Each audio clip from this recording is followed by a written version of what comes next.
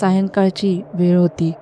12वीची परीक्षा नुकतीच संपल्याने तो निवांत होता. त्याच्या आवडत्या लेखकाचा भयकथा संग्रह वाचण्यात तो गुंग झाला होता. इतक्यात दारावरची बेल वाजली. थोड्या नाईलाजानेच उठला तो. त्याने दार उघडले. त्याचे आईवडील आत आले. वडिलांच्या हातात सामानाने गच्च भरलेली पिशवी होती. ती त्यांनी कोपऱ्यात ठेवली. किती उकडतंय, त्याची आई पुटपुटली व तिने खिडकी उघडली. घाम पुसत ते दोघेही सोफ्यावर बसले. अरे पाणी आण पाहू जरा, त्याचे वडील म्हणाले. तो पाणी आणायला आत निघून गेला. रात्रीचे जेवण झाल्यावर त्याने पुन्हा भयकथांचे पुस्तक उचलले व पलंगावर आडवा झाला. मगाशी अर्धवट राहिलेली भयकथा त्याला वाचून पूर्ण करायची होती. बराच वेळ तो वाचत होता. कथा पूर्ण झाल्यावर त्याने पुस्तक बंद केले. पलंगाशेजारील विजेचा दिवा बंद करण्यासाठी हात लांब केला, पण तो बटन दाबणार इतक्यात दिवा आपोआप बंद झाला. तो दचकला. खोली अंधारात बुडून गेली. वीज गेली असेल, त्याने मनाचे समाधान करण्याचा प्रयत्न केला. तो डोळे मिटून झोपेची आराधना करू लागला. मध्यरात्र उलटून गेली होती. बाहेर शांतता होती. त्याचे डोळे हळूहळू जड होत होते. इतक्यात त्याला कसला तरी अस्पष्ट आवाज ऐकू आला. कोणीतरी हलक्या आवाजात शीळ घालत असल्यासारखा. त्याने खाडकन डोळे उघडले. आपल्याला खरंच काही ऐकू आले की झोपेच्या ग्लानीत भास झाला. त्याने पुन्हा डोळे बंद केले. 1 मिनिटभराने पुन्हा तोच आवाज आला. यावेळी जास्त स्पष्ट व सलग. आता त्याला दुर्लक्ष करून चालणार नव्हते. तो पलंगावरून उठला व त्याने विजेच्या दिव्याचे बटन दाबले. दिवा लागला नाही. त्याने खिडकीचा पडदा सरकवला व बाहेर डोकावून पाहिले. रस्त्याकडेच्या खांबावर दिवा चालू होता. म्हणजे फक्त त्याच्याच घरातील वीज गायब होती. त्याचा घसा कोरडा पडला. भीतीची एक लहर त्याच्या सर्वांगातून वाहत गेली. पुन्हा एकदा त्याला ती हलक्या आवाजातील शीळ ऐकू आली. जणू कोणीतरी त्याला बोलवीत होते. काही महिन्यांपूर्वी त्याच्या शेजारील एका तरुणीने प्रेमभंगातून जीव दिला होता. तिच्या मृत्यूनंतरही ती परिसरात दिसल्याचे काही लोक छातीठोकपणे सांगत होते. पण त्याचा मात्र या भाकड कथांवर कधीच विश्वास बसला नव्हता. आता मात्र या आठवणीने त्याचे मन अस्वस्थ झाले. अंधारात खोलीच्या बाहेर जायची त्याला भीती वाटत होती. पण त्या आवाजाचा शोध घेणे गरजेचे होते. त्याशिवाय त्याला झोप लागली नसती. त्याने अवसान गोळा केले. खोलीचे दार उघडून तो बाहेर आला. ती अमावस्येची रात्र होती. वीज नसल्यामुळे घरात मिट्ट काळोख होता. भीतीने त्याच्या अंगाला हलकासा घाम फुटला होता. घाबरण्याचे काही कारण नाही, त्याने स्वतःला बजावले. शेजारच्या खोलीमध्ये त्याचे आई वडील झोपले होते.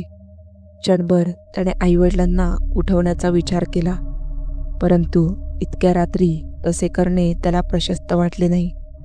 काही वेळ तो त्याच्या खोलीच्या दारातच उभा राहिला, पुढे जावे की न जावे याचा विचार करत. तेवढ्यात त्याला तो आवाज पुन्हा ऐकू आला. तो चाच पडत 2 पावले पुढे आला. आता आवाज जास्त स्पष्ट ऐकू येत होता. भीतीने त्याच्या अंगाला हलकासा कंप फुटला. त्याला वाटले परत फिरावे व खोलीत जाऊन दार बंद करून झोपी जावे.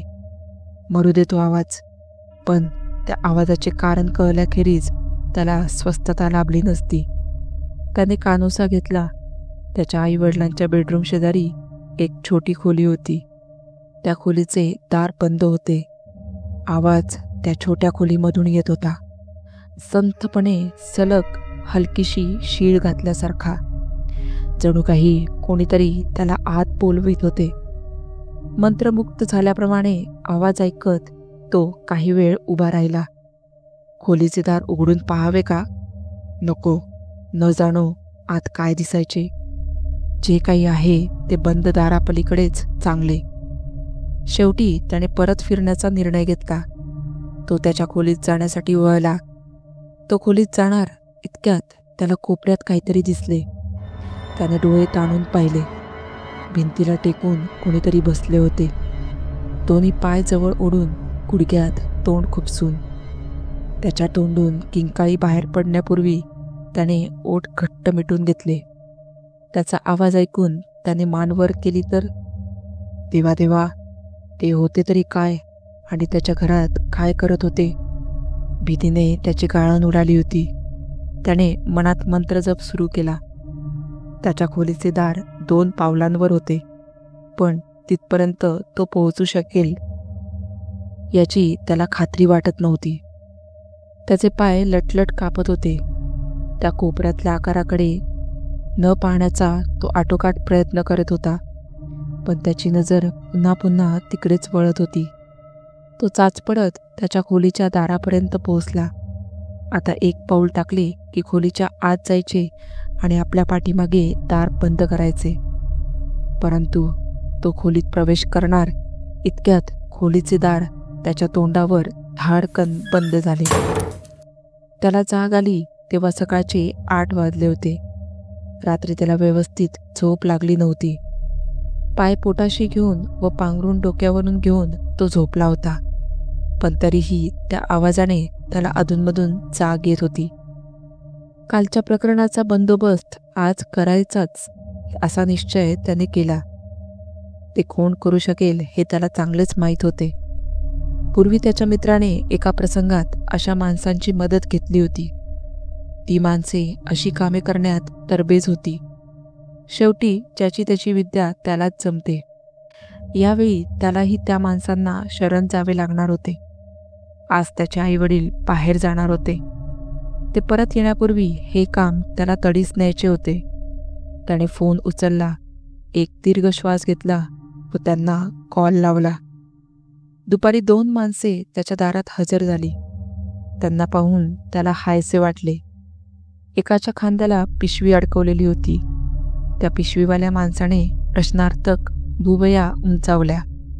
त्याने त्या छोट्या खोलीकडे बोट दाखवले. शब्दांची गरज नव्हती. सर्व बोलणे फोनवरून अगोदरच झाले होते. सगळे काही माहीत असल्याप्रमाणे ती माणसे त्या छोट्या खोलीमध्ये शिरली. त्यांच्या पिशवीतून त्यांनी नाना विविध गोष्टी काढायला सुरुवात केली. त्या सर्व गोष्टींकडे तो डोळे विस्फारून पाहत होता. त्या माणसांनी परिस्थितीचा अंदाज घेतला व त्यांच्या कामाला सुरुवात केली. तो खोलीच्या बाहेर उभा राहून पाहत होता. त्याचे आईवडील परत येण्यापूर्वी हे सर्व संपावे अशी त्याने मनोमन प्रार्थना केली. तासाभराने त्या माणसांचे काम संपले. आम्ही पूर्ण बंदोबस्त केला आहे.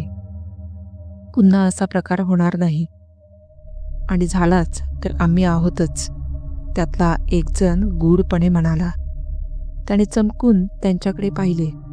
दोघांच्याही चेहऱ्यावर मंद हास्य होते. त्यांचा मोबदला घेऊन ते निघाले. ती माणसे निघून गेली आणि त्याचवेळी त्याचे आईवडील बाहेरून परत आले. काय रे, कोण होती ती माणसे आणि आपल्या घरी कशाला आली होती? त्याच्या वडिलांनी विचारले. आता सर्व खरे सांगणे त्याला भाग होते. प्लंबर होते. बाथरूममधील नळ खराब झाला होता. त्यातून शिटी वाजवल्यासारखा आवाज येत होता. मला त्या आवाजाने रात्री झोप लागली नाही. तो पुटपुटला.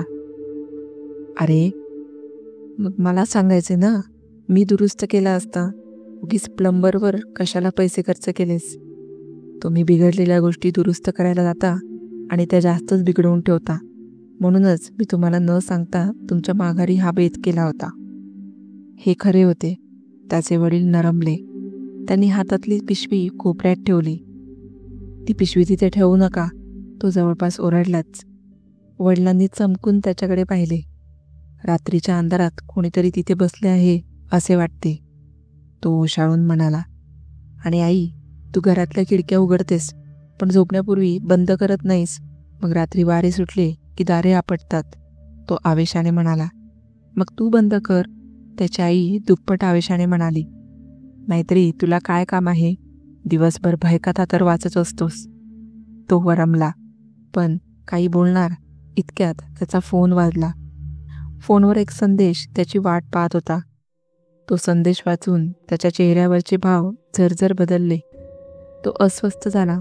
गडबडीने अंगात टी शर्ट अडकवून तो बाहेर जायला निघाला. कुठे निघालास? आईने विचारले. वीज बिल भरायला. मी भरायचे विसरलो. त्यांनी काल रात्री आपली वीज बंद केली आहे, तो म्हणाला व विजेच्या वेगाने बाहेर पडला.